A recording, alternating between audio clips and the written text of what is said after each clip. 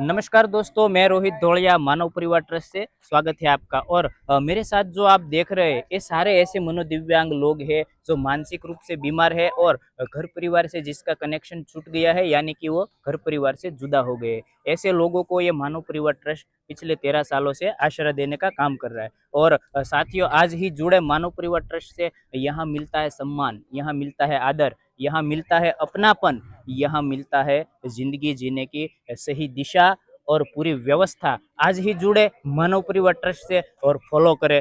YouTube में channel है और साथ में इंस्टाग्राम और फेसबुक पर भी हमारा आईडी है, जहां आईडी का नाम है मानव परिवार ट्रस्ट 2013।